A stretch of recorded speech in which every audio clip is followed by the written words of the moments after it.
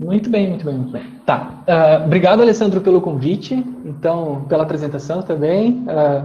Ao contrário dos demais membros da Sociedade de Análise Clínica da Marcha, a minha fama não me precede, então eu vou me apresentar.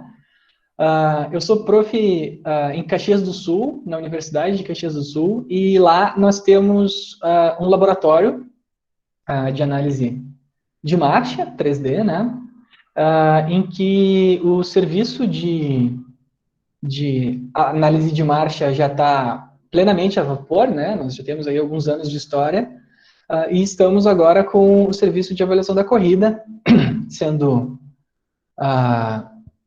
melhorado, né? Implementado, com alguns detalhes ainda para estar melhorando, claro, sempre, mas tentando buscar a maior evidência científica em tudo que a gente aplica, porque isso é uma coisa que tem ainda, é um campo de ainda muita discussão, que é a avaliação da corrida e a repercussão e a relevância dos aspectos que são observados. Bom, vamos seguindo. A nossa aula hoje, gente, ela vai ter um propósito diferente. Aos primeiros que não vieram, eu publiquei aí essa palestra hoje entre várias pessoas que ainda não conhecem a sociedade. A Sociedade de Análise Clínica da Marcha, ela faz semanalmente encontros em que a gente tenta discutir casos na área de avaliação de marcha. Então, quem quiser participar das outras reuniões, às terças-feiras, às 20 horas, nos adiciona no Instagram, enfim, e vai ficar sabendo ali, ou também me manda o e-mail que eu coloco na mail list para ficar sabendo das reuniões, tá, pessoal? Então, fiquem tranquilos aí. Quem quiser participar está sempre convidado. Ali, ó, a Carol botou o Instagram, onde a gente divulga ali os eventos. Muito bem, pessoal, olha só. Então, hoje a aula ela vai ter um caráter um pouquinho diferente do que as apresentações de caso que nós tivemos nas últimas semanas. E nós vamos discutir um pouquinho sobre a biomecânica da corrida e como que a gente faz, qual é o tipo de olhar que a gente tem no corpo humano enquanto ele corre. Né? Eu gosto de trazer a definição de Winter, né? Que, na minha opinião, é o pai da biomecânica moderna, onde ele define que a biomecânica, então, é o estudo das forças internas e externas envolvidas na dinâmica do corpo humano. A biomecânica, ela tem o propósito de aplicar a física no estudo do corpo humano. Então, quando a gente fala de física e de corpo humano, né, a gente pensa na dinâmica do movimento, nós pensamos nas forças que atuam com o nosso corpo. E a força mais tradicional é a força que age em resposta ao nosso peso corporal, à nossa aceleração e ao atrito que nós temos com o solo, que é a força de reação do solo, né? Representada aqui por essa seta laranja, é um ponto hipotético que tenta representar o somatório de todas as forças que atuam no nosso corpo, né? Vamos ver aqui.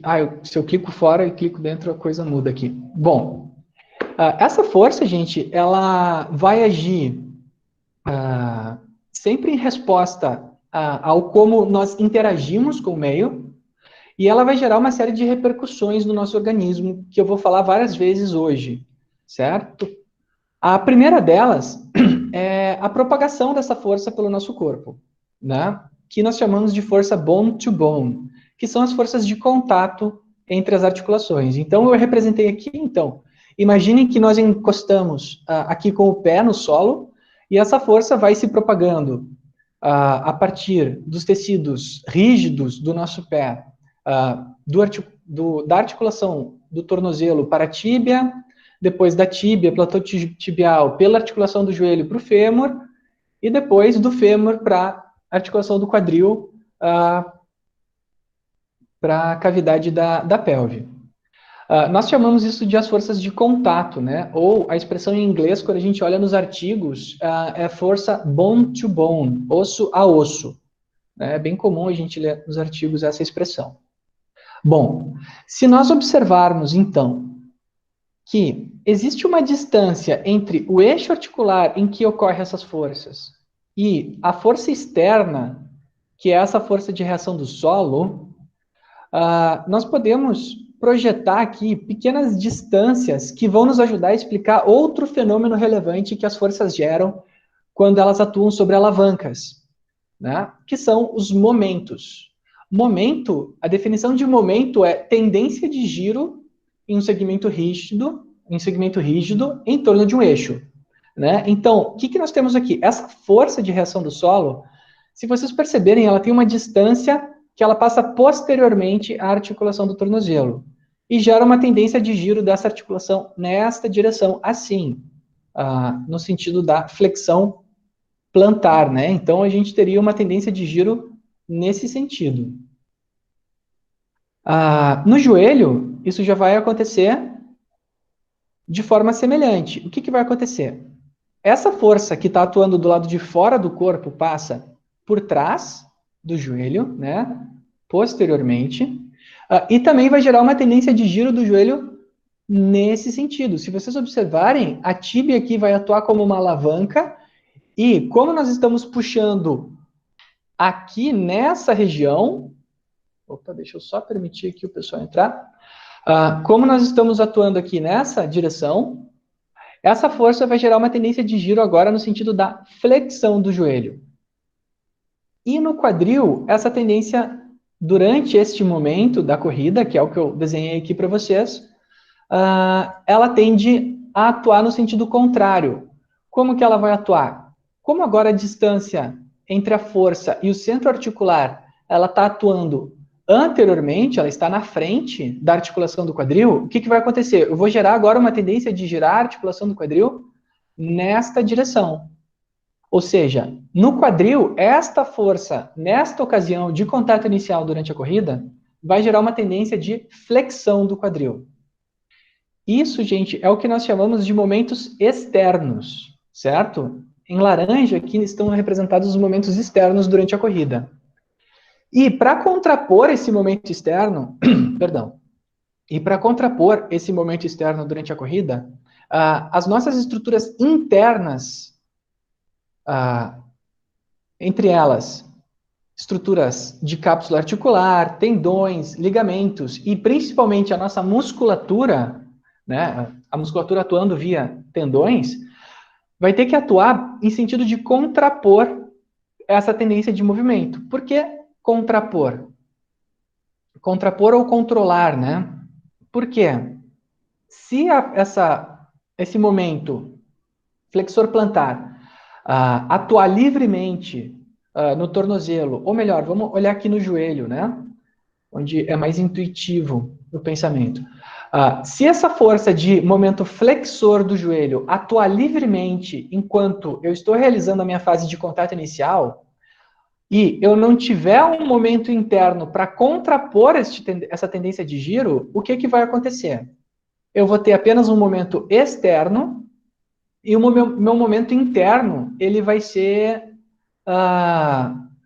como ele vai estar ausente, o que vai acontecer é que esse joelho vai acabar flexionando, porque externamente eu tenho algo gerando tendência do meu joelho flexionar. Então, o que vai acontecer do lado de dentro do corpo vai ser sempre uma resposta ao que está acontecendo do lado de fora. Então, o corpo, ele vai ter duas razões para interagir. Uma, contrapor os momentos externos, e outra, executar a tarefa propriamente dita. Tá? Porque, ao mesmo tempo que eu tenho que resistir para não cair aqui, porque esse momento está gerando uma vontade de dobrar o meu joelho, de flexionar o meu joelho, uma tendência de rotação no sentido da flexão do joelho. Então, além de ter que contrapor essa tendência, eu preciso também, durante a corrida, gerar momentos suficientes que me permitam o deslocamento, que me permitam ir para frente, né? Então, quando a gente pensa na corrida e nos momentos e na interação do corpo, nós temos que pensar o que o nosso corpo está tentando evitar que aconteça e, ao mesmo tempo, qual é o plano que nós queremos que ocorra em ação. Então, todas essas flechinhas aqui que nós temos desenhadas são os nossos momentos internos. Então, no tornozelo, durante o contato inicial, por exemplo, Nós teremos um momento interno dorsiflexor, ou seja, a nossa musculatura dorsiflexora vai ter que estar atuando aqui para controlar esse movimento, por mais que o que ocorra aqui seja uma plantiflexão, né, por mais que a tendência seja eu encostar a planta do pé inteira no solo, eu preciso controlar esse movimento para que ele não ocorra de forma exacerbada. Aqui é a mesma coisa, o meu momento interno vai ser extensor de joelho, então quem vai estar atuando aqui vão ser os meus mecanismos extensores de joelho durante o contato inicial da corrida, e aqui no quadril, quem vai estar atuando serão os momentos extensores de quadril, atuando internamente, porque a força externa, né, a força de reação do solo, está gerando, e a minha força peso também vai entrar aqui, vai estar gerando uma tendência de flexão do meu quadril. Então, eu preciso de alguém que estenda o meu quadril para que o meu quadril não flexione e eu não caia, né, não desabe durante a fase de contato inicial. Bom, então, os momentos internos vão estar diretamente associados ao nosso recrutamento muscular, certo? Então, muitos estudos, assim, mais do que, por exemplo, a própria eletromiografia e vários de vocês já estão acostumados, eles tentam trazer correlação entre o que a gente vê do lado de fora, então, entre o movimento, e é basicamente o que a gente vai falar hoje, tá? Eu vou trazer essas associações entre o movimento e não as ativações musculares, mas entre o movimento e essas forças e momentos que ocorrem no nosso corpo. Porque os momentos vão dizer respeito ao tipo de esforço que o meu corpo está realizando, do mesmo jeito que as forças vão dizer qual o tipo de estresse que o meu corpo está passando. Então, o grande objetivo da biomecânica da corrida é, a partir da observação do movimento e das forças, tentar compreender qual é o tipo de estresse que essa tarefa está impondo ao meu organismo num longo prazo, a gente vai entender isso por quê, e qual é o tipo de esforço que o meu corpo quer realizar também durante o longo prazo, né? Por quê? Porque dependendo do tipo de estresse que o meu corpo passa, a corrida ela tem a fama, né, de ser uma prática desportiva de ocorrência de lesão, né, lesiva, né, uma prática desportiva lesiva. Por que eu digo isso, gente? Porque tem estudos aí que apontam que, pelo menos, é um número bastante variado, depende do grau de experiência, do volume de treinamento, mas se uma pessoa começa a correr hoje, né, nos próximos 12 meses, ela tem até 80% de chance de estar se lesionando, tá? Depende um pouquinho do estudo, tem estudos que apontam 30%, tem estudos que apontam 80%, então é muito grande a chance da pessoa estar se machucando por realizar uma tarefa que é evolutiva dentro do nosso corpo, né? O nosso corpo, ele foi feito para correr e para desempenhar essa tarefa de uma forma adequada. Bom, mas isso é discussão, né? A questão evolutiva dentro da corrida é uma área à parte a ser estudada dentro da biomecânica.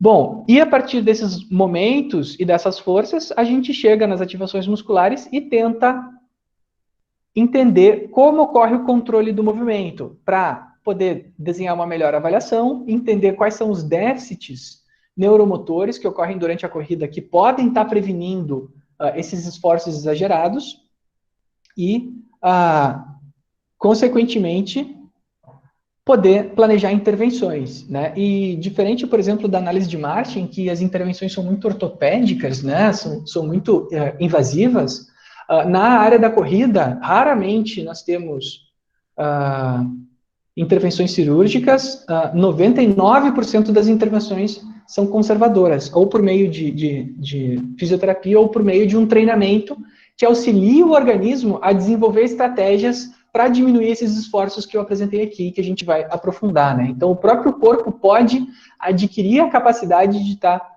controlando o movimento e executando ele adequadamente. Bom,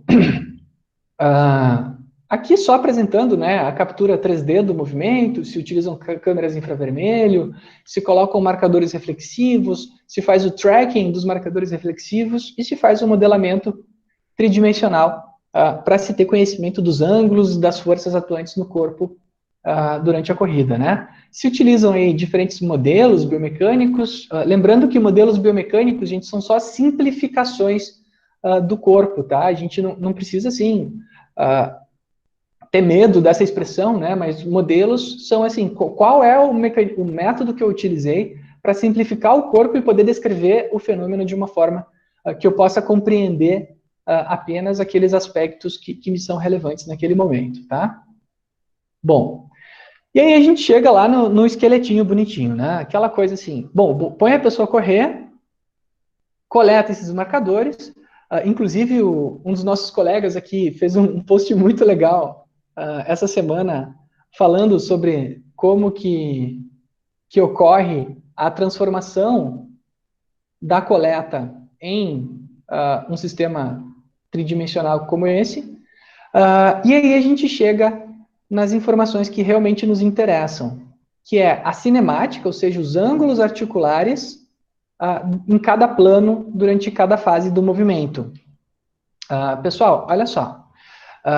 Vários aqui ainda não estão adaptados à cinemática do movimento. Eu vi que tem vários alunos que entraram, tem várias pessoas que ainda não estão acostumadas, então eu vou descrever o movimento, tá, gente? Para a gente poder compreender e como que normalmente se apresenta.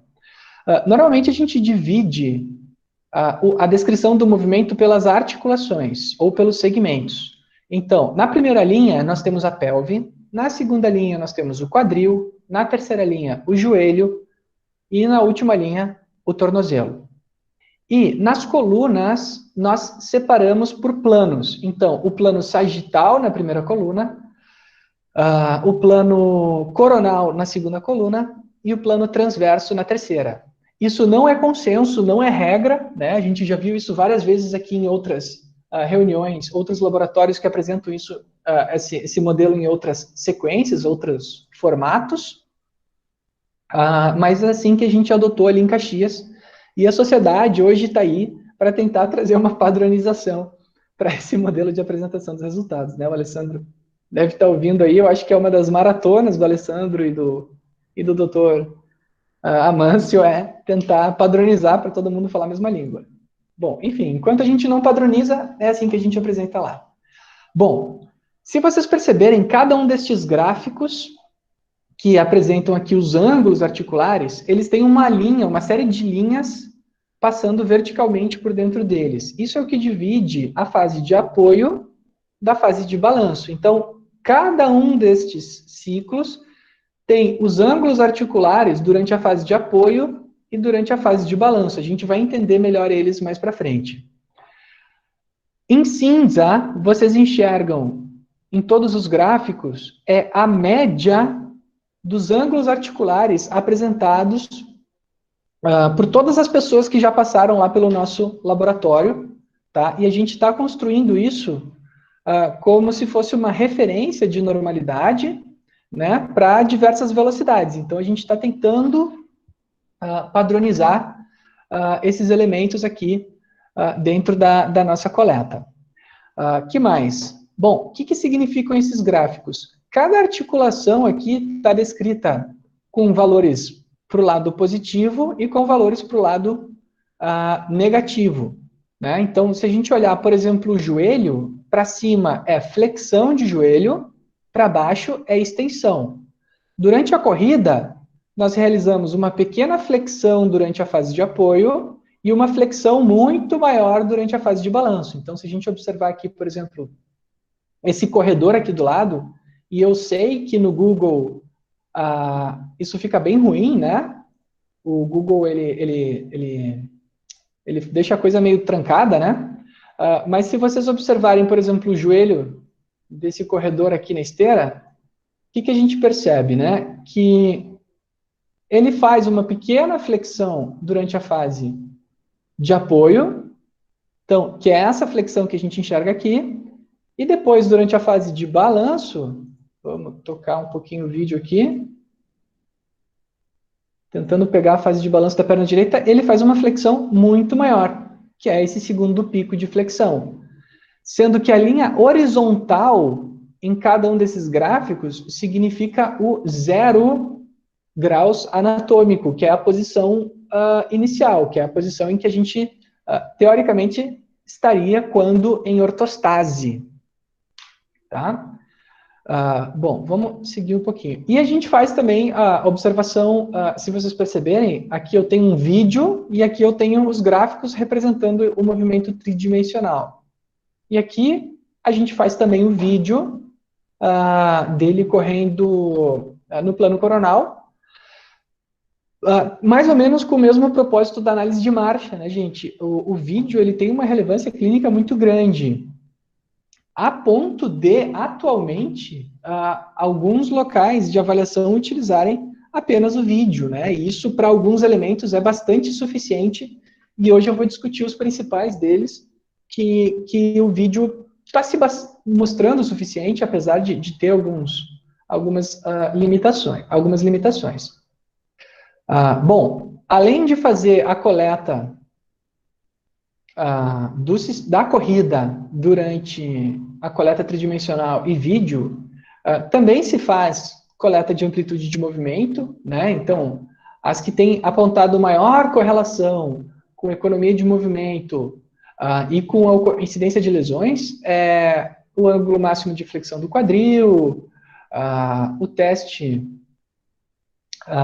de Thomas adaptado, a tensão da banda iliotibial, rotação interna e externa, extensão máxima de joelho e dorsiflexão. Então, existem na literatura referências que apontam quais são os ângulos que a gente tem que apresentar como ângulos mais seguros de flexibilidade, mesmo, e aqui é importante, mesmo na corrida, algumas dessas amplitudes não sendo exigidas. E aqui vem um aspecto importante.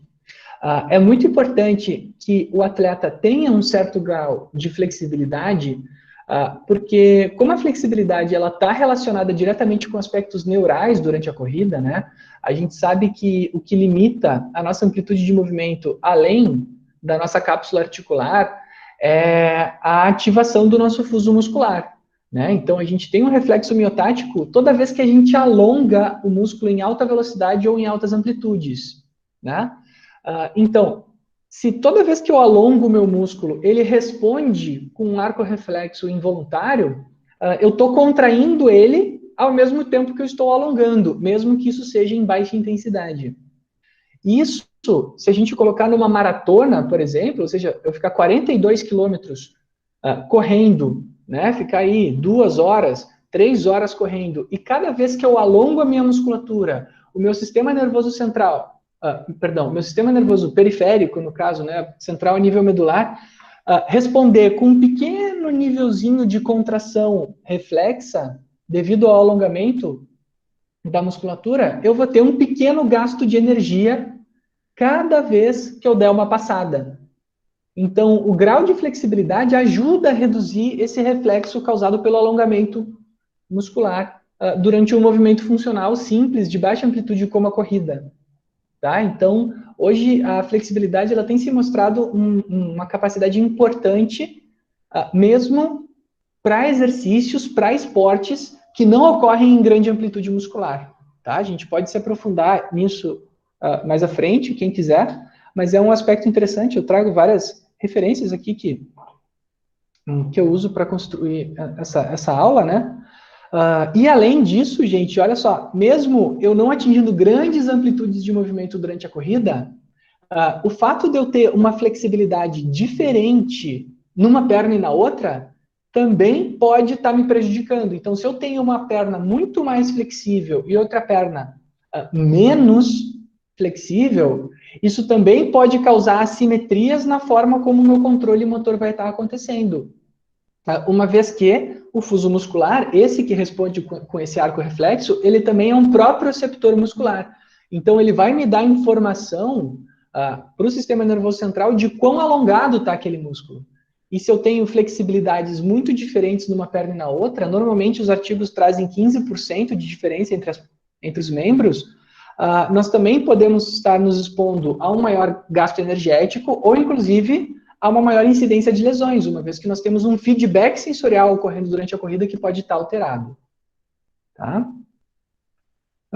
Bom, Aqui eu só trago uma explicação do que está acontecendo em cada parte do corpo durante a corrida. Enfim, durante o contato inicial, o quadril está em maior flexão, o joelho está em leve extensão, o tornozelo está em dorsiflexão, né? Quando a gente vai para o apoio médio, o quadril já se estendeu um pouco, então aqui a gente está indo na direção da extensão, o joelho já passou pela sua flexão máxima, e o tornozelo está mais ou menos em 90 graus, indo em direção à flexão plantar, tá? Apresentando um pouquinho as fases da corrida aqui, nada que a gente não consiga interpretar lendo algum artigo na área de cinemática. E aqui na perda do contato, ou despregue, né? Alguns colegas aqui não gostam dessa expressão, mas ela é a tradução literal do livro da Jaqueline. Aqui a gente tem, então, o final da extensão do quadril, né? Extensão máxima do quadril, a extensão máxima do joelho, né? Podem perceber que aqui o joelho estendeu ao máximo. Vamos só parar o bonequinho para ele parar de tremer. Extensão máxima do joelho e a flexão plantar máxima do tornozelo. Então, esses gráficos aqui nada mais estão do que descrevendo todo o movimento. Bom, isso pode ser elementar para vários, mas para muitos ainda não é. Bom, e aí começam os problemas da corrida, gente. O que é? Diferente da marcha, que ela é pouco sensível a fatores intervenientes, a corrida é extremamente sensível a fatores intervenientes. O que eu quero dizer com isso? Né? A marcha, se eu caminho na rua ou caminho no shopping, a minha marcha ela é muito, muito, muito semelhante. Se eu caminho numa esteira ou caminho solo, ela também é muito, muito, muito semelhante, tá? Principalmente se eu for adaptado à esteira, tá? Não se eu botar uma pessoa que nunca caminhou. No entanto, a corrida, cada coisa que possa estar mudando o ambiente ou o contexto de coleta é capaz de interferir. Então, o que a gente sabe? Que a velocidade em que eu corro vai mudar completamente a cinemática da corrida. Né? O que eu quero dizer com isso? A cada vez que eu aumento a velocidade, eu aumento, por exemplo, a minha flexão do quadril durante a fase de apoio. Então, a minha flexão do quadril ela vai aumentando quanto mais rápido eu corro, de 38 para 39, para 41, para 42 graus. A minha extensão de quadril, hip extension, por exemplo, também vai aumentando a cada vez que eu aumento a minha velocidade. Então, aqui eu tenho, eu não botei em quilômetros por hora, mas 3 vezes 3 dá 10, 12 quilômetros por hora aqui, e aqui deve estar uns 10 quilômetros por hora. Então, de 10 a 12, 14 quilômetros por hora, eu aumento de 4,5 graus de extensão, né, ou menos 4,5 graus de flexo extensão de quadril, até menos 9 graus. E isso se repete para todas as articulações. Cada linha dessas, nos gráficos de cinemática, representa uma cor, sendo que a cor roxa representa a menor velocidade e a cor mais laranjinha representa as maiores velocidades. Por isso que eu mencionei lá atrás que a gente está desenvolvendo a curva de normalidade para mais de uma velocidade. Porque se eu tenho um atleta que a velocidade que ele está habituado a correr numa prova é 16 km por hora, eu não posso comparar a cinemática dele com alguém que está habituado a correr a 8 km por hora. Tá? Então, eu preciso ter esse elemento quando a gente está falando da parte tridimensional. Tá? Felizmente, essas alterações ocorrem de forma importante apenas no plano sagital. Tá? No plano coronal e no plano transverso, essas mudanças são muito, muito, muito pequenas. Pouquíssimos artigos apresentam alguma alteração nos demais planos. Tá? Então, felizmente, isso aqui é algo que está bem evidente somente no plano sagital. Tá? Então, aqui, de novo, o ângulo de flexão do joelho durante o balanço, o ângulo de dorsiflexão durante o apoio e o ângulo de flexão plantar durante a fase de balanço também vai aumentando. Esse é um dos que mais muda junto com o ângulo de flexão do joelho. Ele vai de menos 11 para menos 17 graus. Aqui nesse exemplo, um estudinho de 2018, tá? Então, muita coisa na cinemática muda, e diferente da marcha, que a gente olha sempre aquela mesma referência, a corrida a gente já tem que olhar com outros olhos, porque depende do grau de treinamento, né? Esses dias eu estava conversando com o pessoal que avalia a corrida em Porto Alegre, e eu perguntei, gente, como é que vocês fazem para avaliar um atleta que corre a 17 km por hora nas suas competições, né? Daí eles disseram, olha, tem que ser cuidadoso, né? A gente tem que ter um certo cuidado ao observar esses dados, porque eles podem ser diferentes, a gente pode ter uma interpretação que pode ser equivocada em atletas de altíssimo nível, quando, por exemplo, às vezes aparece gente que corre a 9 km por hora, 8 km por hora, né? E, enfim. Bom, outro elemento importante é que correr em treadmill, em esteira, e correr em solo também gera alterações na cinemática da corrida. Então, normalmente correr em solo aumenta um pouquinho o meu ângulo de flexão do quadril, aumenta um pouco o meu ângulo de flexão do joelho. Então, aqui em linha preta, eu adicionei o overground, né, sobre o solo, e todas essas coloridas aqui foram feitas em esteira, tá? Que são as coloridinhas aqui. E também, correr em solo vai aumentar tanto a minha dorsiflexão quanto a minha flexão plantar. Então, outra coisa que a gente tem que ter noção é que a estratégia de corrida em esteira não é exatamente a mesma estratégia de corrida em solo, tá? Mas, infelizmente, essa é uma das melhores formas de avaliar, porque é onde a gente consegue velocidade constante, controle da situação, repetibilidade, reprodutibilidade, tá? Lá no laboratório em Caxias, a gente tem 12 metros de percurso, tá? 12 metros de percurso, eu consigo acelerar, gente, de forma satisfatória a, no máximo, 9 km por hora, para pegar velocidade constante no centro da pista. Tá? Então, assim, tem uma certa limitação. E, mais uma vez, é uma coisa que a gente precisa ter noção. Isso vai mudar o tipo de decisão, o tipo de diagnóstico e a interpretação? Não, mas são aspectos que a gente precisa estar ciente antes de começar qualquer tipo de avaliação. Outros fatores intervenientes é, por exemplo, a força. Indivíduos mais fortes apresentam diferença em alguns ângulos, né? E eu cuidei aqui para pegar alguns estudos com dinamometria isocinética, né? Apresenta, por exemplo, diminuição da rotação interna. Quem apresenta mais força de abdução tende a apresentar também maiores ângulos de abdução, né? E também maiores excursões de movimento do quadril, além de isso ter capacidade de mudar um pouquinho a questão de economia de movimento. Outra coisa, histórico de lesão. Pessoas com algum tipo de histórico de lesão, elas vão mudar o padrão de movimento delas. Tá? O que eu quero dizer com isso? Pessoas com algum tipo de história pregressa. Já machuquei meu joelho. Então, ela provavelmente não vai respeitar a curva de normalidade que pessoas que nunca tiveram... Só desligar aqui o aquecedor. Aqui. Que nunca tiveram uma lesão pregressa vão ter. Então, por exemplo, pessoas com histórico de lesão no joelho apresentam maior elevação da pelve, né? Então aqui no plano frontal, diminuição do ângulo de dorsiflexão,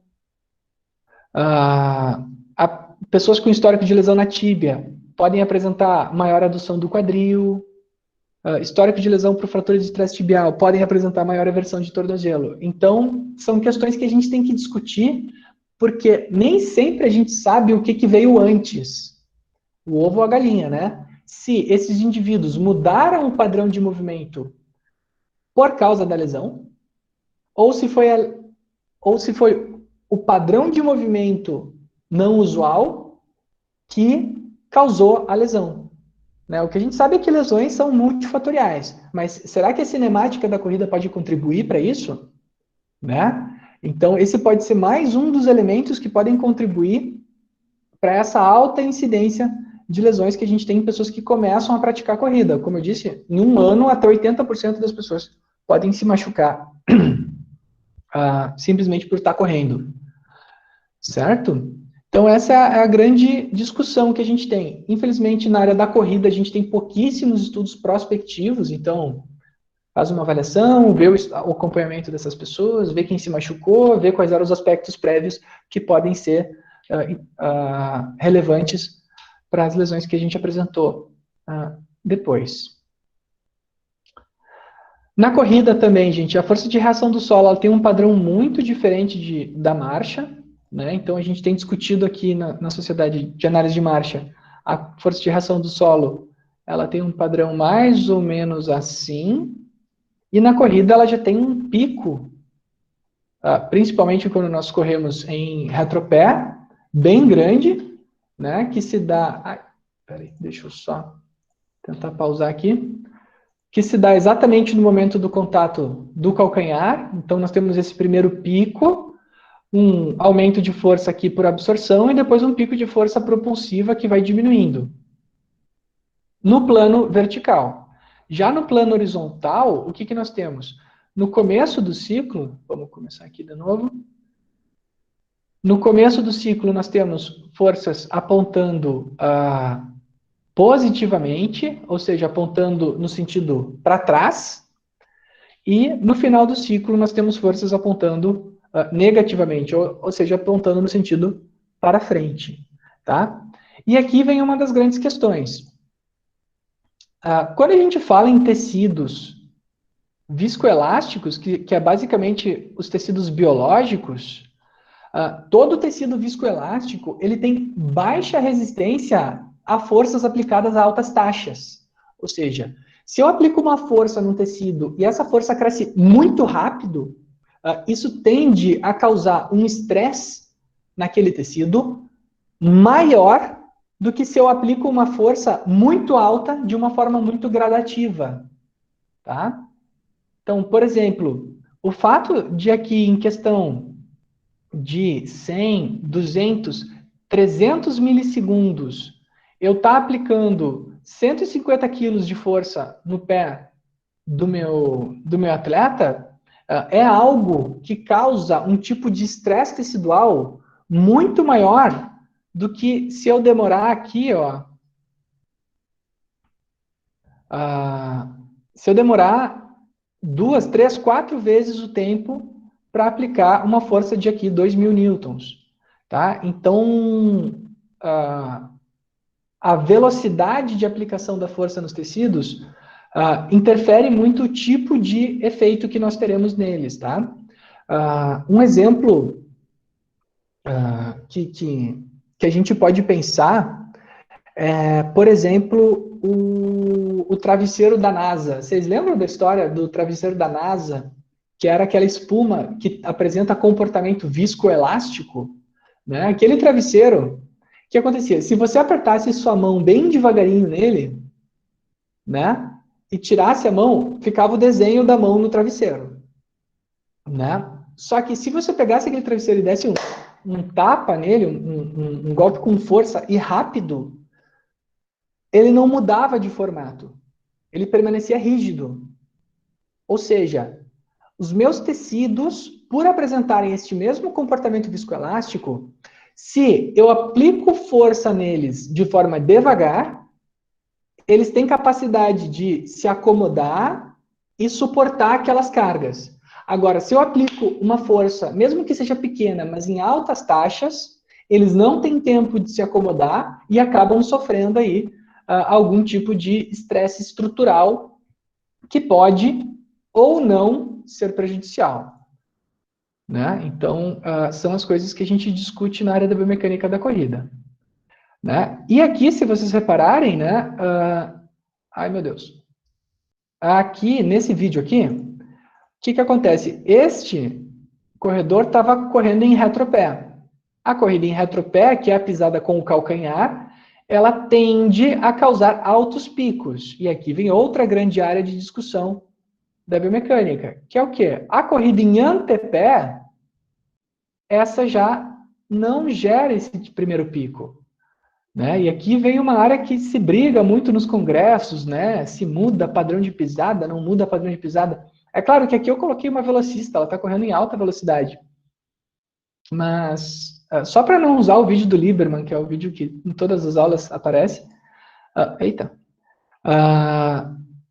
a gente não tem a presença do primeiro pico. Ó. Então, o que acontece? Cada vez que ela pisa, ó, o que nós temos? A menina ela pisa com o antepé e depois o mediopé, e a gente não tem a presença daquele primeiro pico. A força sobe de uma forma mais gradual, né, menos repentina, portanto, dando maior tempo para as minhas estruturas se acomodarem. Né? Se isso influencia o estresse das minhas articulações, se isso influencia a minha ocorrência de lesões, se isso influencia a minha eficiência energética, ainda são questões discutidas. Mas o que tem se apontado é que essa é sim uma estratégia válida para fazer o que nós chamamos de unload, né? Ou seja, diminuir a sobrecarga articular, tá? Inclusive, atletas muito experientes já estão adotando isso como estratégia in race, né? Durante a corrida, alterar o seu padrão para tentar, enfim, atingir aí determinadas vantagens ou desvantagens, certo? Mas também são tópicos para serem discutidos, e todos os tópicos aqui que eu estou apresentando, gente, são todos plenamente possíveis de ser muito aprofundados dentro da biomecânica da corrida. Bom, e aí vem o que nós chamamos dos determinantes de lesão e desempenho. O que é isso, gente? Eu mostrei lá esse desenho aqui para vocês, e nós temos elementos que nós podemos observar aqui com maior cuidado enquanto a pessoa corre, que podem interferir e apresentar associação tanto com incidência de lesões quanto economia de corrida, certo? Quais são os principais, assim, que nós temos, tá? Uma coisa que se chama ângulo de ataque da tíbia, que é o posicionamento da tíbia durante o momento de contato inicial, tá? Estou apresentando em ordem aqui dos que eu encontrei mais associação, tirando a cadência, né? Mas que eu apresentei mais, que tem mais associação com tanto economia de movimento quanto a incidência de lesões. Lembrando que na parte de incidência de lesões, devido à carência de estudos prospectivos, nós não sabemos se o que veio antes foi o padrão de movimento que causou a lesão ou a lesão que causou a alteração de padrão de movimento. Bom, ângulo de ataque da tíbia, a elevação pélvica, que ela tem... eu chamo de elevação, gente, porque no gráfico de cinemática é elevação. O que está acontecendo aqui é a elevação da pelve.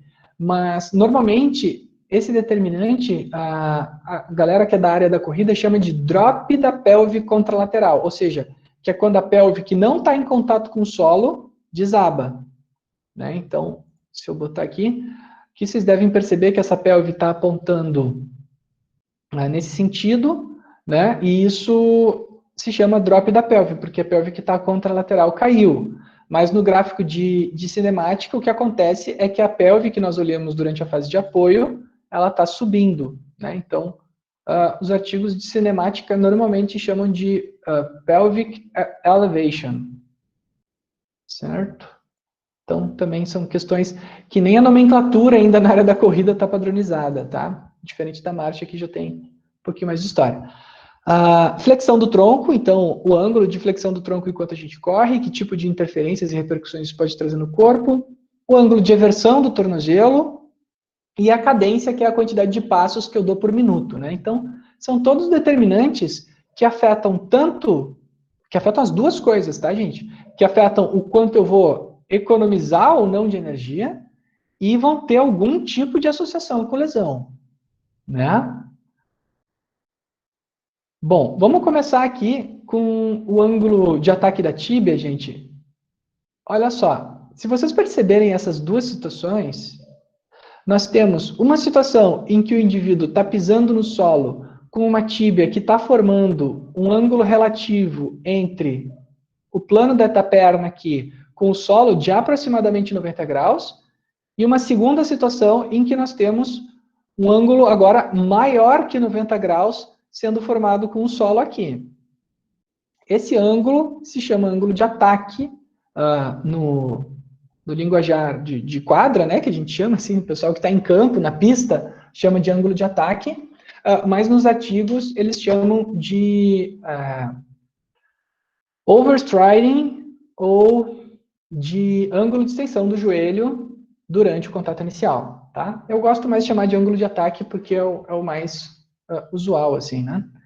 Então, o que é isso, gente? Só para vocês verem como esses elementos eles têm repercussão mecânica muito importante, tá? O que acontece? Indivíduos que atacam o solo com o joelho muito estendido, ou seja, que atacam o solo não com ângulo de 90 graus, mas com ângulo aumentado, o que tem se visto? Esses indivíduos apresentam esse primeiro pico maior e a taxa de aumento desse primeiro pico também maior. Então, o simples fato de eu pisar no chão com o joelho mais estendido, ao invés do meu joelho mais flexionado, muda a forma como a força de reação do solo age sobre o meu corpo. E como eu mencionei antes, a taxa com a qual a força de reação do solo age sobre o meu corpo determina o quanto eu permito de complacência aos meus tecidos. Então, essa estratégia de contato inicial com o joelho mais estendido, ela é mais estressante do ponto de vista de complacência de materiais viscoelásticos. Ou seja, eu não permito que ele se adapte, eles tomam uma pancada mais rápida, né? E aí, esse ângulo tem sido correlacionado com dor patelofemoral, com lesão por estresse tibial, tem estudos também associando com questão de VO2, mas para esse ângulo não é muito bom ainda, questão de economia de movimento, mas com dores eles já são bastante associados. Tá? O que se diz normalmente, né, gente? Olha só, se vocês perceberem, por que isso acontece, né? Esse gráfico aqui é aquele que eu mostrei no começo. No começo da aula, aonde a força de reação do solo passa por trás da tíbia, perdão, por trás do tornozelo, por trás do joelho e pela frente do quadril. O fato de eu atacar o solo com o meu joelho mais estendido, o que vai acontecer? Bom, para o meu tornozelo não mudou nada. Mas vocês percebem que a força de reação do solo agora ela está passando pela frente do joelho? Vocês percebem que a força agora veio para cá? Ó. Tá? E isso aqui eu tenho vários vídeos já mostrando que, cara, isso acontece mesmo. Assim, eu até não encontrei aqui no meu computador, tinha que ter pegado lá no computador do laboratório, mas isso realmente acontece, tá? A força de reação do solo começa a passar pela frente do joelho ou muito próximo ao eixo. O que significa isso? Momentos.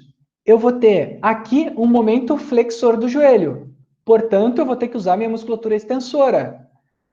Se a minha força de reação do solo está passando pela frente do joelho, ela vai estar gerando um momento extensor do joelho. Ou seja, eu não vou conseguir usar o meu quadríceps para controlar a flexão do joelho. Resultado, o meu grande grupo muscular amortecedor vai ter a sua atuação reduzida. Por quê? Porque a força não está passando por onde devia passar. Gente, apesar disso aqui ser uma palestra, tá parecendo uma palestra, isso é uma reunião, tá? Então, se alguém quiser abrir o áudio e comentar, assim, tipo, Gui, não entendi nada, tá? Pode falar, assim, sei lá, eu tô dando aula aqui, tô me sentindo na minha sala de aula, tá? Bom, além disso, não sei também se dá para entender essas coisas que eu tô falando aqui, isso, às vezes parece grego, né? Olha só. Não, mas tu é muito didático, cara. Eu vou ter que te interromper porque tu é muito didático. Ninguém explica tão sistematicamente e logicamente que nem tu. Então, vai tranquilo que tu tá mandando bem. Então tá, valeu, Edu. Valeu. Edu é suspeito para falar, ele trabalha comigo, tá, gente? Então, vamos seguir aqui. Suspeito nada. Olha só, gente. Então, outro elemento interessante, ó. Olha que da hora isso aqui. A força de reação do solo aqui está passando por trás do joelho, beleza? Aquela situação que a gente considera ideal, né? Olha só. Aqui, na situação com o joelho estendido, vocês reparam que a força de reação do solo veio para frente? Ela já estava na frente, só que ela veio muito para frente. Né? Eu avancei ela demais em relação ao meu quadril. Gente, momento é tendência de giro sobre uma alavanca. Quando a gente empurra uma alavanca, aonde que a gente pega na alavanca, né? A gente faz força na ponta dela para girar. Por exemplo, a maçaneta da porta, ela fica lá na ponta da porta, bem longe do eixo, não fica do lado do eixo. Tenta abrir uma porta, fechar uma porta empurrando do lado do eixo, você não vai conseguir. Então, o que significa isso? Que a partir do momento que eu afasto uma força do eixo, eu ganho vantagem mecânica sobre aquele sistema de torques, tá? Ou seja, aqui nesta situação em que antes a minha força de reação do solo, ai Jesus, estava passando aqui perto do quadril e agora está passando longe, significa que a força de reação do solo está ganhando vantagem sobre o sistema. Então, aqui antes ela fazia um pequeno momento flexor do quadril. Agora, como ela está muito longe, ela está fazendo um grande momento flexor do quadril. O momento externo aumentou, mesmo sendo a mesma pessoa, mesmo ela tendo o mesmo peso, mesmo ela correndo na mesma velocidade, mesmo ela correndo na mesma cadência. O ambiente está agindo de uma forma a causar maior momento externo sobre o corpo desse indivíduo. Resultado, o indivíduo tem que responder ao ambiente. Na primeira situação, ele tinha que produzir um momento extensor de quadril pequeno para equilibrar esse torque gerado pela força de reação do solo. Aqui, ele vai ter que gerar agora um grande momento extensor, porque eu tenho que equilibrar esse sistema. Então, o meu esforço de quadril, por eu ter pisado com o pé um pouco mais para frente, aumenta. Então, uma coisa lá no meu pé, joelho e pé, né? Vai repercutir num fenômeno no meu quadril. Certo? Guilherme, tem uma pergunta ali no chat. O Mário perguntou se isso poderia acabar sobrecarregando os isquios que já estão encurtados nos corredores, mas eu acho que é mais de quadríceps que sofre, né? Então, o que vai acontecer aqui, Mário? Se houver uma inversão de momentos, que nem nesse desenho que eu fiz aqui bem exagerado, o isquiotibial ele vai estar atuando como um amortecedor, ele vai ter que fazer momento flexor, né? E a gente vai estar utilizando o isquiotibial numa fase que não deveria. Então, uma sobrecarga de isquiotibial pode acontecer porque o momento foi para frente, né? E com isso, o que vai acontecer? Forças de contato vão ser maiores, né? A repercussão disso na minha articulação no interior dela, nas forças bone to bone, que a gente mencionou antes, podem ser maiores sim. Então, o tipo de repercussão que isso aqui vai trazer para o corpo é completamente imprevisível. Por isso que a gente não tem como dizer se a lesão vai ser no joelho, se a lesão vai ser na tíbia, se a lesão vai ser no quadril, se eu vou ter dor de posterior de coxa, é completamente imprevisível, porque é como se fosse uma corrente. O elo que vai romper vai ser o elo mais fraco. Então, por isso que é tão estranho quando a gente lê estudos assim, que cada estudo associa uma coisa com a outra completamente diferente. Porque a complexidade do fenômeno nos aponta para uma imprevisibilidade muito grande do que vai acontecer aqui, tá? Então, dor patelofemoral. Essa força está atuando agora aqui sem um amortecedor adequado. Lesão por estresse. Esse amortecedor não está entrando, então o pico vai ser maior. Logo, as forças que vão agir nos meus ossos vão ser muito maiores. Então, a canelite, fratura por estresse mais conhecida, né? Aqui é um candidato forte para indivíduos que correm nesse padrão. Bom, vamos lá. E aí eu apresento aqui dois casos, né? Um que tem o ângulo de ataque pequeno, e aqui um caso que tem o ângulo de ataque aumentado, né? Para a gente ver assim num videozinho, isso a gente consegue ver no gráfico também, eu optei por trazer fotos, né? Agora eu estou cuidando do chat aqui, que o Edu me lembrou. A Aline perguntou se há um ângulo ideal de flexão do joelho no início do apoio. Então, Aline, o que eu disse é que assim, ó, a flexão do joelho, ela não tem sido muito associada com essas questões. Porque a flexão do joelho, ela vai depender muito da minha flexão do quadril também, tá? Então, não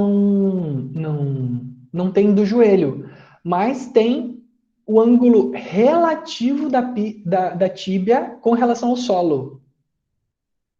Esse ângulo maluco aqui, que não é um ângulo articular que a gente apresenta nos gráficos tridimensionais. Então, esse é outro gráfico que eu estou tentando colocar lá. Por enquanto, a gente só faz em vídeo. Tá? Então, olhar a tíbia em relação ao solo, nesse ponto aqui, com relação a esses aspectos especificamente que eu estou falando, é mais relevante do que olhar o joelho propriamente dito, tá? Então, aqui a gente olha assim, ó, olha esse ângulo aqui, ó, a tíbia com relação à vertical, a relação ao ambiente, né? Então, aqui um ângulo maior, então um overstriding maior, e aqui um overstriding menor. Mesmo esse indivíduo pisando mais longe do centro de massa que esse aqui. Tá? Guilherme, as velocidades não estão diferentes, não pode ser por isso? Esse caso específico aqui, só esse aqui são as mesmas velocidades. Depois eu vou mostrar um que tem velocidades diferentes. Ah, legal. Tá? Especificamente aqui são as mesmas velocidades. A gente botou os dois a correr. Esse aqui correu a 11,6 km por hora e esse aqui correu a 12 km por hora. Então são velocidades... Especificamente essa foto, mas depois a gente vai mostrar a foto de uma menina e do menino. E a menina vai estar correndo a 16 km por hora e o menino, esse aqui, está correndo a 11,6. Tá?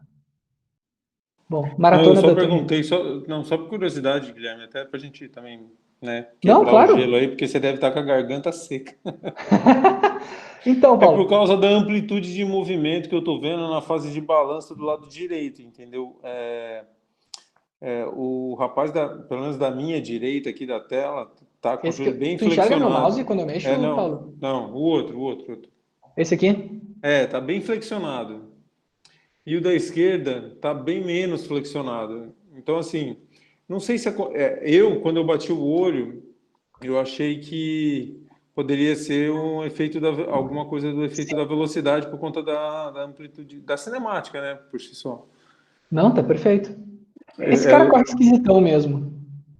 Tá? Ele corre pesadão, assim, pesa 90 quilos, ele corre assim, esquisitão mesmo. Você não sabe o que é pesadão. Vou mostrar uns vídeos de pesadão pra vocês.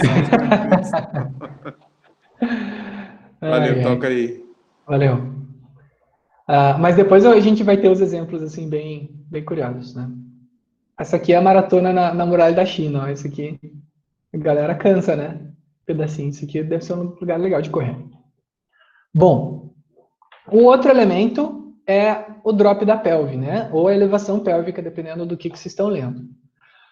O que se dizia, né? Até hoje ainda existe, né? Um déficit de recrutamento ou fraqueza da musculatura ou do complexo abdutor, extensor, rotador externo de quadril, né? Eu botei glúteo médio aqui porque é o mais clássico, mas hoje se menciona assim. O que acontece? Esse mecanismo estabilizador, ele é o responsável por trazer rigidez nessa articulação durante o apoio médio e não deixar a pelve cair, né? O que acontece? Sem esse mecanismo estabilizador, o que a gente tem visto nos estudos? Que a força de reação se propaga, ou seja, as forças bone to bone são maiores, e daí tem aqueles estudos de... como é que é? Aqueles que fazem os ossinhos 3D, elementos finitos, que mostram maiores pressões, né, acontecendo nessa galera que tem o drop. Maior força de contato aqui do fêmur com a acetábula. Maior força de contato vertebral também, esse também é bacana. Aí, nós temos também maior... E aqui é uma questão mais morfológica do que os estudos mesmo apontando, né? Porque como eu alonguei aqui a pelve relativamente ao meu fêmur, se diz que esse movimento gera uma tensão de toda a cadeia, né? A loja látero posterior aqui da coxa, né? Então, esse é um elemento que sofre aqui, se a gente olhar de uma forma morfológica, né? E como a pelve caiu desse lado, a musculatura desse lado também vai sofrer um tensionamento por estar se alongando, né? Isso lembrando, gente, que toda musculatura que alonga em alta velocidade vai sofrer um arco reflexo, uma pequena contração, então vai sofrer um estresse e, ao mesmo tempo, um pequeno gasto energético a cada passo que eu dou. Isso também pode tem relação com outros determinantes. Tem estudos já olhando a economia de movimento, nesse aqui, economia de corrida, no caso, na corrida eles chamam, né? Que é o VO2 diferentes para a mesma velocidade, né, em indivíduos que apresentam esse drop. Né? Então, é um mecanismo aí que é um determinante que causa uma série de repercussões no nosso organismo, né? E o que acontece? Se a gente desfaz esse drop e corre com ele mais alinhado, a força de reação do solo medializa, certo? Então, antes ela estava apontando mais para fora.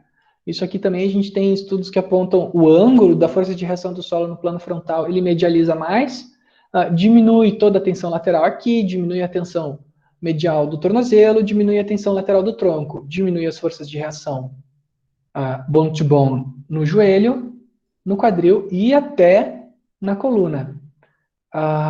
De novo, fazer isso lesiona? Não necessariamente. Fazer isso aumenta o consumo de energia?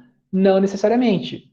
Mas, dependendo da pessoa, dependendo do elo mais fraco que ela apresentar no corpo, algum desses elementos pode sofrer uma repercussão negativa que a gente tem que prestar atenção. Né? E daí, indo ao encontro da pergunta da Aline, não existem ângulos ideais. Tá? O que nós temos é assim, ó, determinantes para otimização da corrida. Então, por exemplo, se a gente tem um atleta que tem lesões persistentes, dores limitantes ou outros elementos que compliquem a corrida desse atleta, ou até o treinamento dele atingir um platô de desempenho e não consegue evoluir, aí a gente entra com a biomecânica. Tá? A gente nunca mexe em time que está ganhando. Né? Uma pessoa assim, não tem problema nenhum. Daí eu vou lá, avalio ela e digo que ela está correndo tudo errado. Né? E aí eu posso estar piorando a condição daquela pessoa. Né? Isso aí. Guilherme, você concorda que... Eu não quero causar polêmica, porque eu acho que tem até um perfil aí em alguma mídia social com esse nome, que não existe a forma certa de correr, né? Não tem, não. Até assim, corroborando o que a Aline perguntou, assim, corroborando o que você disse, mas o que a Aline perguntou. Porque a gente vem de um ranço, assim, da análise de marcha, né? A gente sente a necessidade do padrão de movimento ali, do cinzinha no gráfico e tal. E quando a gente vai para a corrida, a coisa muda de figura, né? Muda bastante. Muda bastante porque... O tecido que é mole fica muito mais mole, né? A corrida, ela sofre uma variabilidade muito maior do que a marcha, né? Olha, a Aline lá pôs um emoji que ela tá sofrendo. Mas cara, é verdade, não. É bem complicado. Ixi. Todos sofremos, Aline. Fique bem tranquila com isso, todos nós. O Eduardo, e aí? Mexe a pelve? Nada, imagina, né? Quase nada. Não, isso quando não sai quase nada. Né? Bom. E aqui tem, de novo, 2 exemplos. E aquilo, Carelli, tá os exemplos. Essa menina tá correndo a 16 km por hora. Tá? É tipo um ritmo levinho para ela ali, coisa barbada. Esse pobre coitado aqui tá correndo a 11 e ele apresenta um drop maior do que ela. Tá? Eles estão correndo em partes diferentes da esteira, tá? Não se preocupem. Sim, ainda existe esse problema que a gente tem que padronizar, que é a questão da perspectiva, tá? Mas são elementos interessantes da gente tá observando, tá? Então, a nossa esteira é grandona assim mesmo, tá? Dá para correr quase 2 pessoas aqui, tranquilo. E aqui a gente tem pessoas com velocidades muito diferentes e a mais rápida é que apresenta a menor variação no plano coronal. Nem dá tempo de cair, né? Quase isso. Então, é interessante da gente observar. Bom, flexo e extensão de tronco. Esse é outro elemento que é interessante. Eu trouxe várias referências aqui. Quem quiser depois só me pedir por e-mail ali, que eu mando as coisas e tudo. O que a gente tem? A gente tem, assim, que a flexão de tronco, enquanto nós corremos, ela tende a ocorrer por volta dos 10 graus, então de 5 a 15 graus, né? Para que a força de reação do sólido passe bonitinha, o nosso centro de massa aqui do tronco passe bonitinho pela frente e quase por cima do quadril, para a coisa ocorrer adequadamente.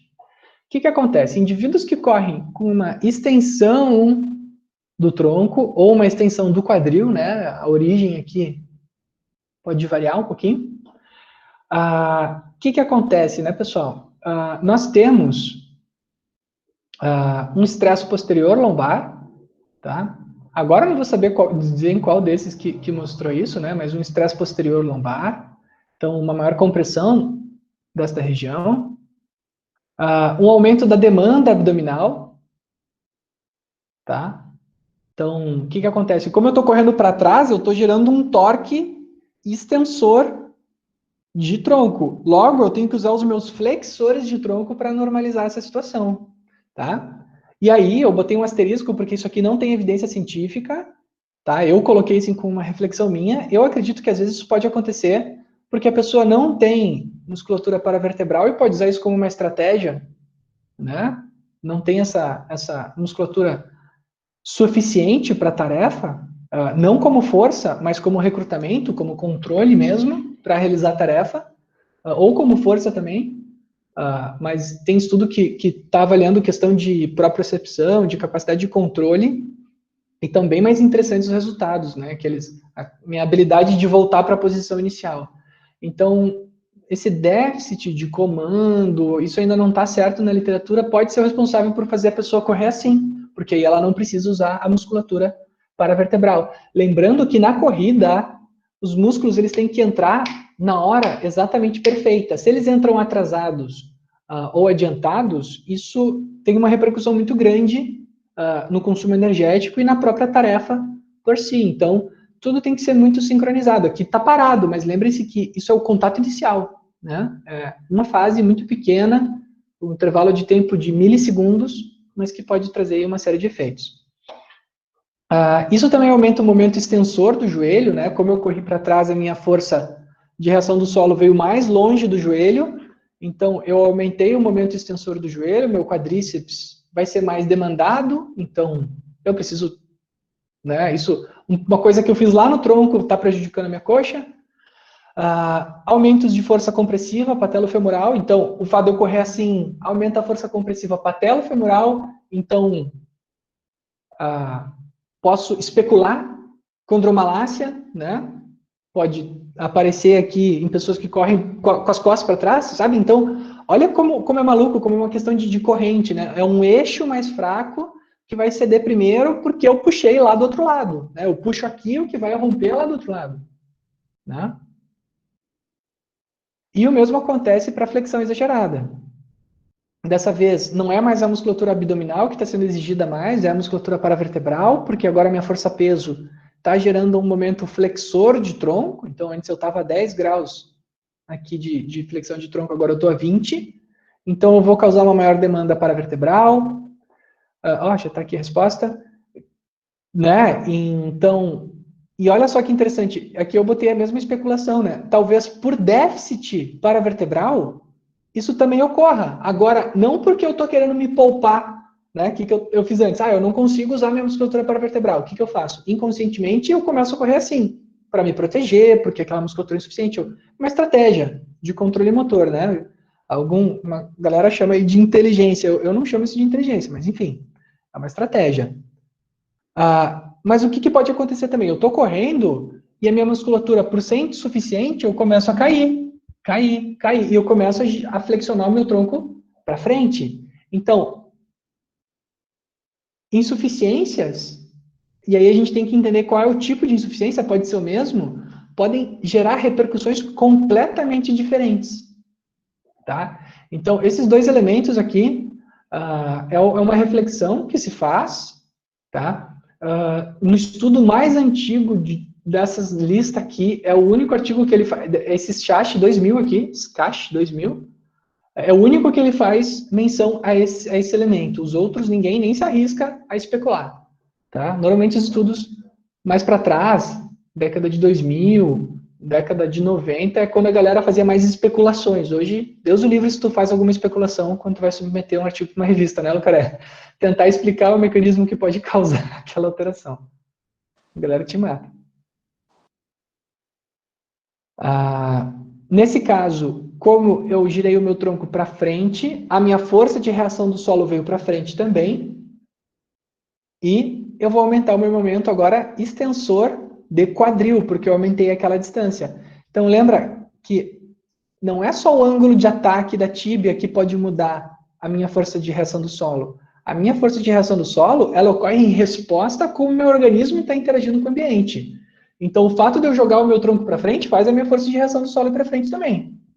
E aí, os músculos vão responder de formas diferentes também. Né? Então, eu desenhei aqui só o glúteo para dizer, aqui ele está mais exigido, e aqui eu desenhei o quadríceps para dizer que aqui ele está sendo mais exigido, né? Um momento extensor e aqui um momento extensor de quadril, extensor de joelho, extensor de quadril. E mesma coisa, isso é muito louco, né? O cara correr muito para frente ou muito para trás, os dois têm efeito de aumento de força compressiva patelofemoral. Isso aqui eu acho uma loucura, tipo, a mesma coisa acontece se eu for muito para lá e a mesma coisa acontece se eu for muito para cá. Por que que aumentam as forças compressivas? É tudo especulação, né? Como eu gerei maior demanda dos meus momentos amortecedores, né? Glúteo, quadríceps, eles podem ser insuficientes. A força de contato pode estar se propagando com mais intensidade. Aí os mecanismos que vão causar essas repercussões aqui ainda é uma coisa que a gente está tentando construir, né? Mas esses são elementos bem relevantes da gente estar observando. Bom, aqui Maratona de Londres. Ok. Aqui está talvez o determinante mais discutido do mundo da corrida. Pisada. E é o que menos tem a literatura convincente.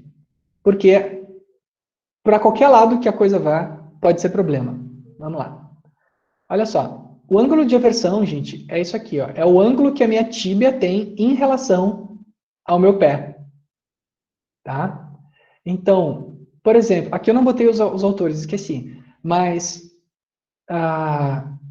nesse momento... Guilherme, Fala, Alessandro. tudo bem? Bom, tá fantástica a aula, mas eu posso te fazer uma sugestão? Claro. Nós estamos já com o horário um pouco adiantado. Como eu sei que a gente vai falar agora com um determinante bastante importante, que é a eversão no contato inicial, né? Eu acho que a gente podia fazer esse determinante e deixar, de repente, os exemplos para uma aula subsequente. O que você acha? Queria ser de uma maneira bastante elegante, para que a gente pudesse manter um certo horário, mas, obviamente, depende da sua aprovação. Claro, eu não entendi muito bem a ideia. A minha ideia seria basicamente você fazer esse determinante do contato inicial aí, da versão que você está começando, e depois a gente deixar os exemplos que você tem aí ainda para apresentar num segundo momento. Até porque vai suscitar uma série de discussões e tudo mais, e a gente quer aproveitar, porque é um tema muito amplo, muito complexo, sim, inclusive, e que gera uma série de questões por conta da plateia. Eu, particularmente, imagino, assim, que, fazendo uma parte, desculpa interferir na sua aula, mas, assim, eu acho muito interessante que, assim, profissionais de outras áreas venham participar dessa discussão, nesse segundo momento. Por quê? Porque realmente tem tudo muito aberto, né? A gente tem aí não só essa questão da biomecânica, mas o exame físico, que parece muito importante, e também discutir por que esse paciente está correndo dessa maneira. É porque ele está tendo alguma dor ou é porque é a forma mesmo dele correr? Então, enfim, a gente tem uma série de coisas imbricadas aí e vai ter muita discussão pela frente. Claro. Já está um pouco adiantado, talvez fazer essa última fase e deixar no segundo momento os exemplos e discussões. Mas fique à vontade. Eu vou fazer uma coisa também, Alessandro, que é o seguinte. Eu vou deixar o meu e-mail aqui, que é guilhermebrot@gmail.com. Aí eu mando o link da gravação. Vou botar no YouTube, aberto lá no site da sociedade, para quem não puder acompanhar agora até o final. O que tu acha, Alessandro? Porque realmente eu acabei me passando aqui, tentando trazer uma introdução bem completa e acabou consumindo mais tempo, né? Tá muito legal, vai lá. Maravilha.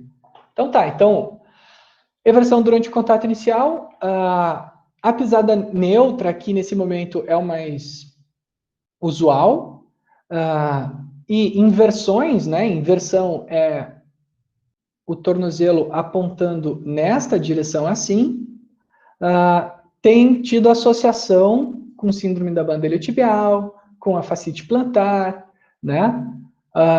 Tem relação também com a taxa de aplicação da força de reação do solo. Já a eversão, né, se o indivíduo pisar assim, isso não tem se mostrado muito com grandes relevâncias. E aqui vem o mais engraçado, que é durante o apoio médio, tá? Que é assim, ó, se o indivíduo apresenta uma eversão elevada, isso tem sido associado com tendinopatia de Aquiles, fratura por estresse. Já, se ele apresenta eversão diminuída, então eversão assim. Se ele apresenta uma inversão, ou seja, uma eversão diminuída, isso tem sido associado com síndrome da banda iliotibial, tá? E aí vem a pergunta, né? O que veio antes? Será que essas pessoas desenvolveram esses padrões de corrida por causa da lesão? Ou será que a lesão ocorreu por causa desse padrão? Essa é a grande dúvida. O que a gente sabe é que, como existe uma associação estatística, existe um mecanismo inerente ao fenômeno. Agora, se ele vem de lá para cá ou de cá para lá, é uma coisa que a gente tem que discutir. Então, o que se diz? Que se a gente trazer controle, estabilidade para esses mecanismos, sem necessariamente querer alterá-los, talvez a gente tenha efeito no controle e no desenvolvimento dessas patologias, né? Então, são elementos para a gente estar observando. Então, aqui de novo, 16 km por hora, quase nada de aversão, meio quilômetro por hora, né? Aqui, quanto que era? 11 km por hora, uma aversão bem maior, né? Então, temos aqui 2 exemplos, só para a gente visualizar isso de uma forma mais prática, o que está acontecendo aqui. Vocês devem reparar que tem bastante marcadora, porque a gente faz o 3D e o 2D meio que ao mesmo tempo, assim. Então, tem um monte de marcador voando aqui. A gente acaba fazendo isso. Existe um outro elemento que eu acho bem curioso, que se chama heel whip, que é o alinhamento do pé durante a fase de balanço e durante o despregue, né? Que o normal é ele estar o indicado, né? Ou como disse o Paulo ali, a questão da corrida perfeita, né? Essa corrida menos estressante para o corpo seria ele apontando verticalmente, no ângulo ideal, mas não tem nenhum tipo de associação com lesão. O que é engraçado é que tem estudos que fazem avaliação, não botei referência, mas tem estudos que fazem a relação disso com a capacidade coordenativa, então fazem testes neuromotores, testes de coordenação, e normalmente a galera que tem esse desalinhamento, tipo esse aqui, então esse está apontando para fora, esse aqui está apontando para dentro, esses indivíduos que apresentam esse tipo de alteração são aqueles que justamente têm uma coordenação reduzida, né? Então, apresentam piores scores em testes motores diversos. Então, é uma coisa também para se pensar de exames para serem feitos, né? Enfim, associações para serem construídas. E o outro elemento é a cadência. Cadência, gente, para quem não está habituado, é a quantidade de passos que eu dou por minuto enquanto eu corro. Em velocidades de 12 a 16 km por hora, cadências usuais vão de 170 a 190 passos por minuto. Tá? E o que acontece? Dependendo da cadência que eu corro, e esse é um fator bem fácil de mudar, eu posso ter diferenças no pico de força de reação do solo, na economia de movimento, mas também em todos os padrões cinemáticos que eu apresentei antes. Então, eu escolhi eles intencionalmente. Por quê? Porque eles mudam conforme eu mudo a minha cadência. Então, se eu correr na mesma velocidade, só que eu dar mais passos, ou correr na mesma velocidade e dar menos passos, a forma como o meu corpo se move é diferente. Tá? Olha só, ainda outra variável. Então, por exemplo, se eu corro na minha cadência preferida, a minha oscilação do centro de massa varia de 8 a 10 centímetros. Se eu peço para alguém aumentar a cadência, essa oscilação tende a diminuir 2 centímetros, e se eu peço para ela diminuir a cadência, ou seja, dar poucos passos por minuto, isso tende a aumentar em torno de 2 centímetros. Né? Então, o corpo oscila mais ou menos. Isso tem toda uma discussão energética dentro da biomecânica mais energética, né? Da bioenergética. Bom, então a oscilação do centro de massa, ela muda, mas também a aproximação do meu centro de massa em relação ao meu passo também muda. Né? O que acontece é que quando eu aumento a minha cadência, o meu centro de massa se aproxima do meu calcanhar, e quando eu diminuo a minha cadência, o meu centro de massa se afasta do meu calcanhar. Essa aqui é a figurinha que eu mandei para vocês na propaganda ali do evento, que o pessoal comentou ali. Tá? Então, isso aqui é um dos elementos. Depois, comprimento do passo. Mesma coisa. O nosso comprimento do passo, ele muda. Na cadência preferida, por exemplo, em média 1 metro, se eu aumento a minha cadência, o meu comprimento do passo diminui. Se eu diminuo a minha cadência, o meu comprimento do passo aumenta. O ângulo de ataque da tíbia, aquele que a gente comentou antes, né? Ele vai mudar também em cada cadência. Menores cadências, o ângulo de ataque diminui, ele tende mais próximo a 90 graus em relação ao solo. Cadências menores, o joelho está mais estendido aqui, então o ângulo de ataque aumentou. Ângulo de dorsiflexão também sofre efeito. Então, ângulo de quadril também sofre efeito. Então, assim, o fato simplesmente de eu pisar mais ou menos vezes por minuto correndo na mesma velocidade é capaz de alterar toda a forma com que o corpo se comporta durante o gesto da corrida. Né? E esse é um elemento super treinável. Tá? Eu falo isso por experiência. É um elemento que a gente consegue estar manipulando, se necessário, quando necessário, em um indivíduo para tentar trazer alterações cinemáticas desejáveis, entre aspas, tá, gente? Então, eu estou tomando muito cuidado com as expressões que eu utilizo aqui, até porque isso aqui está sendo gravado, né? Muito bem, então, concluindo, a avaliação biomecânica da corrida vem para a identificação de determinantes que apresentam correlação tanto com a economia quanto com a ocorrência de lesões, né? E a partir da identificação desses determinantes é que se faz um plano de intervenção que possa deixar esses determinantes menos evidentes ou talvez menos capazes de interferir na mecânica da corrida, visando alterar o quadro previamente apresentado, que é um desses dois. Lesão persistente, ou dor persistente, ou platô de desempenho. Né, que seja uma pessoa que tenta aumentar seu desempenho de corrida e não está conseguindo. Então, a gente vai para a avaliação biomecânica para tentar achar se existe algum determinante que pode estar prejudicando. Né? Eu não vi ainda nenhum pesquisador internacional dizer assim, ó, a gente tem que avaliar a biomecânica... Na verdade, tem um que diz que tem que avaliar a biomecânica antes da pessoa começar a correr. Tá? Eu só conheço um cara que fala isso. Mas a grande maioria diz para as pessoas primeiro começarem a aprender a correr. Quem? Depois eu te falo, não vou deixar gravado aqui, Lucarelli. E tu tava lá na palestra do cara também. Eu perguntei pra ele e ele falou. Tá, entendi. Tem um nome esquisito, né? Tem um nome esquisito. Grande. Esse mesmo. Esse mesmo aí.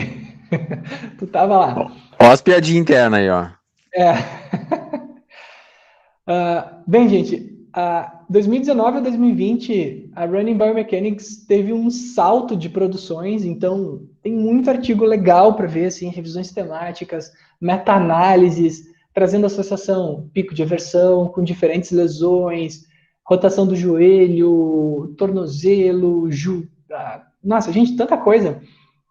Então, assim, tem literatura, assim, 19 e 20 foi um salto, assim, uma coisa, assim, incrível na quantidade de artigos que saíram. de revisão, né? Porque tu começa a ver muito tiro para todo lado e tu não sabe muito bem para onde te nortear ao construir o teu raciocínio clínico. Então, quando tu começa a ter assim, revisões que testam a qualidade dos estudos, né, que fazem ali um levantamento do grau de evidência, né? Então, aqui, por exemplo, cada símbolo representa uma coisa, né? Então, nós temos um determinado grau de evidência para cada um dos elementos e para cada uma das lesões e suas associações. Então, a gente já pode construir bons raciocínios clínicos a partir da avaliação biomecânica. E isso é bem recente, tá? Então, por mais que tenha muito centro fazendo avaliação biomecânica desde 2015, 2012, 2010, a evidência científica ela começou a ser construída aqui, ó, em 2016, tá? Que daí vem as revisões por lesão, e agora 2019 e 2020, o apanhado geral, incluindo todas as lesões, todos os gestos, tudo, assim, são autores bem interessantes. Deixo o meu e-mail aqui para vocês, guilhermebrote@gmail.com, e digo, né, gente, e esse é um slide que o pessoal gosta de usar, né, que a biomecânica é uma fita métrica, que vai nos apresentar medidas, números, mensurações acerca do movimento humano. Mas o olhar clínico, a nossa capacidade de interpretar e de dar relevância científica ou não para esses elementos, ainda é muito mais importante do que apenas a medida, tá? E isso se reflete também na análise de marcha, né, que a gente tem conversado tanto, que mesmo o número sendo o mesmo para todos que estão presentes na discussão, às vezes a conclusão não é a mesma. Então, o olho que está olhando aquilo faz toda a diferença, né? Muito bem, senhor Alessandro. Concluído a nossa prosa. Parabéns, Guilherme. Fantástica aula. Realmente muito esclarecedora. Acho que a maioria das pessoas está tendo a oportunidade, como eu, uma das primeiras vezes que eu tenho contato com a análise da corrida, então muita coisa nova, muita coisa que a gente tem que discutir, que tem que trazer no segundo momento casos, né? Até achei que você fosse apresentar casos, por isso até fiz aquela intervenção, mas tem. então, se você puder, no segundo momento a gente faz esses casos para discutir, tentar colocar isso numa perspectiva mais prática ainda. Mas eu acho que eu absolutamente achei fascinante, complexo e ainda com muita coisa para evoluir. Isso é muito interessante, porque é um campo aberto, um campo onde a gente pode, de alguma maneira, produzir conhecimento, participar dessa produção de conhecimento, e a sociedade tem todo o interesse de não só ficar em cima da análise da marcha, mas também, obviamente, avaliar outros movimentos, né? Eu acho que tenho certeza que todo mundo vai dar parabéns para você, Guilherme, porque realmente foi uma aula muito interessante e com bibliografia pertinente e muito atual, que não é fácil. A gente sabe que teve um esforço bastante interessante seu. Parabéns, muito obrigado. Espero que a gente possa, no segundo momento, colocar, então, tudo isso em prática. Acho que se tiver alguma pergunta no chat, fique à vontade para responder. Caso contrário, eu acho que o chat está ali tranquilo. Caso contrário, a gente está com encerrada essa reunião. E, novamente, parabéns e muito obrigado a todos que participaram até o final. Tá. Um abraço. Guilherme, parabéns, velho. Bom demais. Valeu, Paulo. Até. Guilherme, viu? Muito bom. Parabéns, Guilhermina. Valeu, Nayara. Ô, doutor Lauro, achei que o senhor tinha morrido. Continuo vivo. Bom. Ô, Guilherme, sobre as coisas que a gente trocou mensagem, entre em contato comigo, a gente marca um dia aí e vê, cara. E eu quero o contato, não sei se é você ou se é alguém, eu quero o contato das pessoas que fazem as suas imagens. Excelente, cara. Muito bom. Sou eu que desenho tudo, cara. Não, mas você printa e desenha depois? Sensacional. Eu desenho tudo. Tudo, sabe aquela ferramenta que faz as curvinhas assim com o PowerPoint? Você não é casado? Oi? Eu Não é sou. casado? Sim, Então, tem um nega cara, velho que mora aqui comigo. eu tô achando que o seu casamento tá prestes a acabar. Não é que nada, ela fica lá estudando, eu fico aqui, fica cada um no seu canto, assim que é bom. Ei, Laurão, quando é novo é bom pra caramba, né? Meu saco, beleza? É isso aí. Não, mas, gente, corrida é um negócio. Putz. Não é de Deus, viu, Lauro? Não é de Deus. É complicado. Caramba. Fazer a propaganda, então, quem ficou até o final aqui, parar a gravação aqui. Tem curso também, vendo curso na área de biomecânica da corrida, na área de biomecânica da marcha. Guilherme, Ah. ó, o cachê. Tá querendo fazer inseminação.